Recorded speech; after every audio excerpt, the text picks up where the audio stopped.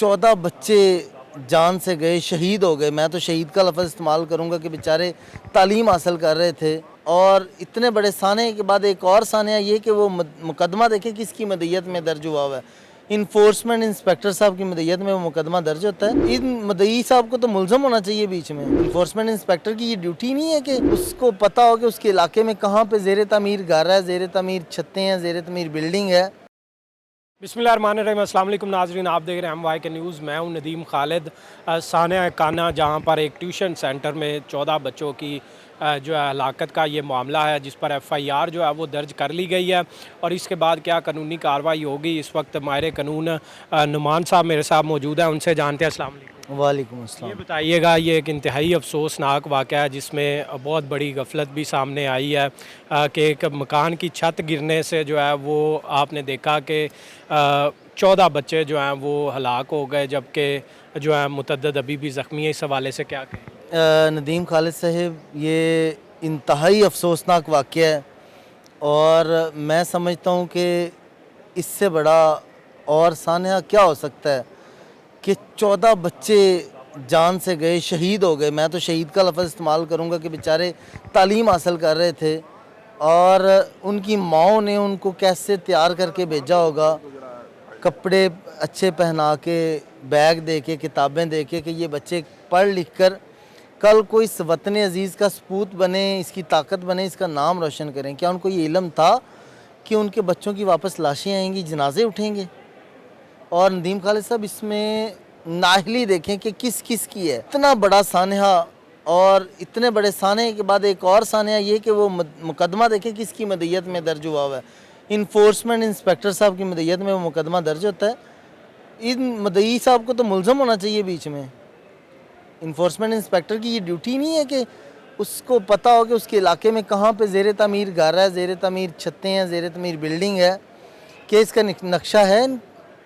क्या LDA के जो अफसरान हैं या जो नक्शा पास करते हैं, क्या उधर नक्शा, कितनी बिल्डिंग्स हैं लाहौर की जिनके नक्शे हैं वो पास हुए हुए हैं?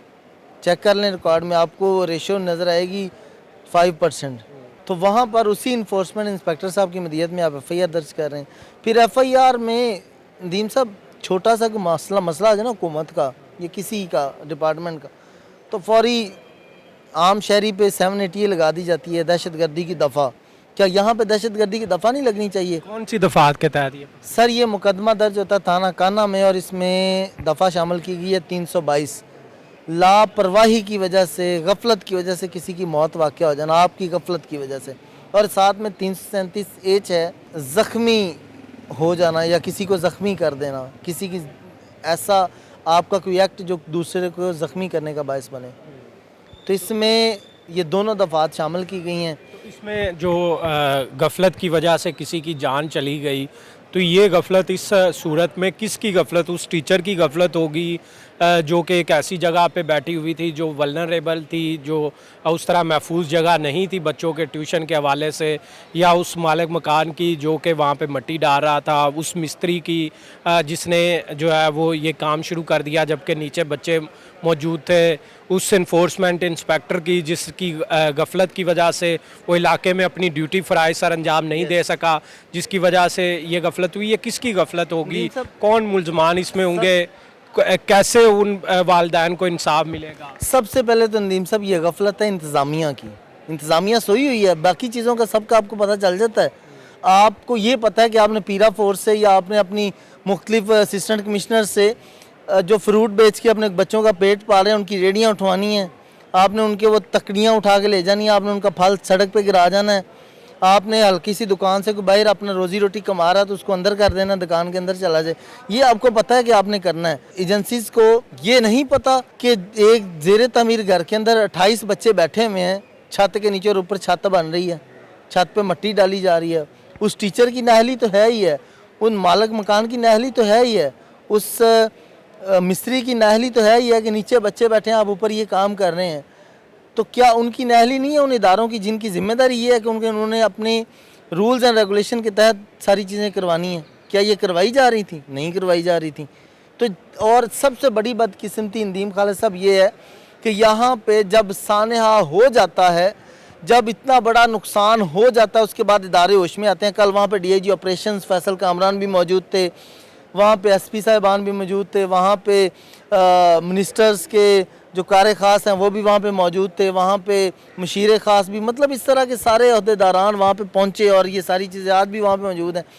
क्या ये पहले नहीं होना चाहिए था कि कहाँ कहाँ ट्यूशन सेंटर्स कायम है?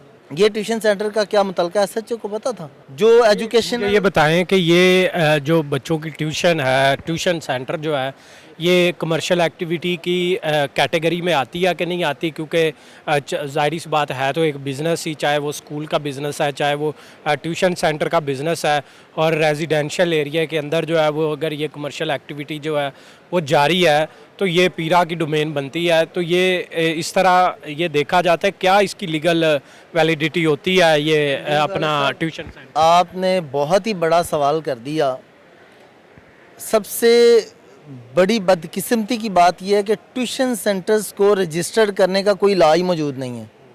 स्कूल कॉलेज रजिस्टर करने के लॉज मौजूद हैं, ट्यूशन सेंटर्स या अकेडमीज जो हैं, बताएं कौन सी अकेडमी ट्यूशन सेंटर रजिस्टर है, कहाँ पे रजिस्टर है, किस इदारे ने उसको रजिस्टर किया हुआ है? लॉ ही मौजूद नहीं है। इतनी बड़ी नाअहली। ये इतने बड़े बड़े ट्यूशन सेंटर हैं, ये भी रजिस्टर्ड कोई रजिस्टर नहीं है, दिखाएं कहाँ पे रजिस्टर है। हम आपके चैनल के तसव्वुर से उन ख़ानदानों के साथ हैं और मैं ये ऐलान करता हूँ, जितने ये 14 के 14 ख़ानदान जिनके बच्चे इस अफसोसनाक वाक़े में जान से गए हैं, उनको कोई भी कानूनी या लीगल मामनत दरकार है, अगर उनको चाहिए, वो चाहते हैं कि हमें कानूनी मामनत दी जाए, तो मेरी तरफ से फ्री ऑफ कॉस्ट ये ऐलान है, मैं मुफ्त उनका केस जो है वो लड़ूंगा और उनको कानूनी मामनत फराहम करूंगा और उनको कानून में जो भी इंसाफ है वो उनको इंशाल्लाह लेके दूंगा। मेरे साथ इस वक्त लाहौर हाई कोर्ट जो है बार के सदर मौजूद हैं, उनसे जानते हैं। सर ये बताइएगा, ये जो काना सान्या, अफसोसनाक सान्या आया और गफलत 322 का जो है वो मुकदमा दर्ज किया गया, एक इन्फोर्समेंट इंस्पेक्टर जिसकी ये जिम्मेदारी थी कि उसने इस इलाके के अंदर कोई भी इस तरह की एक्टिविटी जो इलीगल चल रही थी उसको रोकना है, उसी की मुद्दत में ये FIR दी गई है, क्या कहेंगे? देखिए, मैं समझता हूँ कि इस बारे में बाकायदा कानून साजी की ज़रूरत है, जो कि मेरी इतला के मुताबिक अकेडमीज़ के हवाले से कोई कानून साजी मौजूद नहीं है कि उस अकेडमी का लाइसेंस किसको दिया जाएगा, उसको रेगुलेटरी बॉडी उसकी कौन होगी, और उस अकेडमी को जो है वो उसकी बिल्डिंग का मुआयना कौन करेगा, उसको NOC कौन देगा।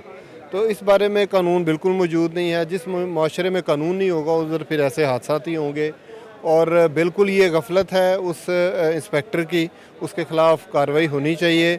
मुद्दई बन जाना किसी क्रिमिनल केस में ये कोई ऐसी चीज़ नहीं है कि उसके ख़िलाफ़ कार्रवाई नहीं हो सकती। कई केसेस में ऐसे भी हुआ है कि मुद्दई अगर कत्ल करके आ जाता रहे और FIR कराता रहे तो पुलिस इन्वेस्टिगेशन में उसको गुनाहगार करके उसको बंद भी कर सकती है और उसको उसमें ज़िम्मेदार भी ठहराया जा सकता है। तो मैं समझता हूँ कि ये हुकूमत को इस वक्त शख्सी कानून साजी की बजाय एक जनरल पब्लिक के फ़ायदे के लिए कानून साजी करने की ज़रूरत है, और ये एक बहुत बड़ा सान्या है और हम गमज़दा हैं।